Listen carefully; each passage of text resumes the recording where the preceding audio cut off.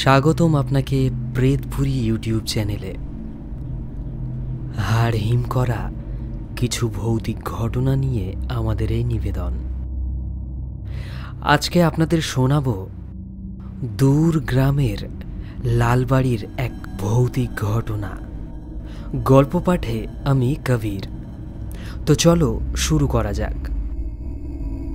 ঢাকার এক কলেজের তিনজন বন্ধু, রাহুল, তানভীর আর মেহেদি, ক্যামেরা হাতে বের হয় এক অজানা গ্রামে ইউটিউব ব্লগ বানাতে।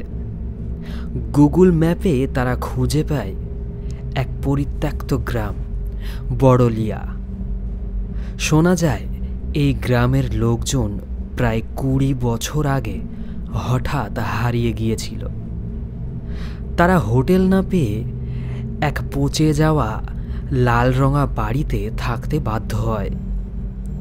বাড়ির দরজায় লেখা, এই বাড়ি শুধু রাতের জন্য নয়। প্রথম রাতে তারা শুনতে পায় কারো হাঁটার শব্দ, জানলায় টোকা, বাচ্চার কান্না। ক্যামেরা চলমান ছিল, কিন্তু ফুটেজে দেখা যায় তারা ঘুমিয়ে, অথচ পেছনে একটা ছায়া হাঁটছে। মেহেদি অসুস্থ হয়ে পড়ে, ওর গলা শুকিয়ে যায়। ঘুমের মধ্যে কথা বলতে থাকে, সে আসছে, সে আসছে, সে আসছে। পরদিন সকালে তারা বের হয়ে দেখে আশেপাশে কেউ নেই। তবে আগের রাতে গ্রামের যে রাস্তা বন্ধ ছিল সেটি খোলা। সেখানে একটা ছোট্ট দোকান খোলা পেয়েও কাউকেই পায় না।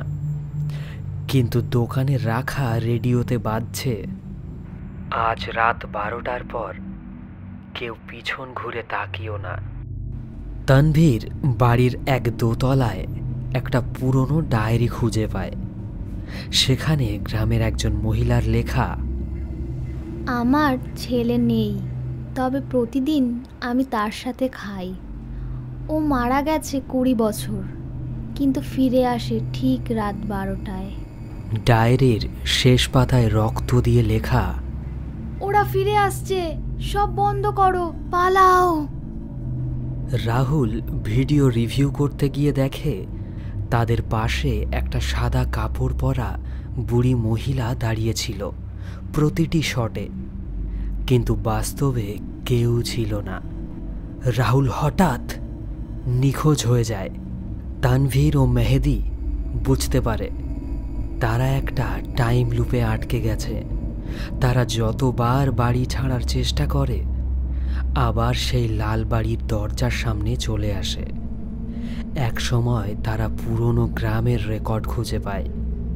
এই বাড়ির সব লোক এক রাতে পাগল হয়ে একে অপরকে মেরে ফেলেছিল।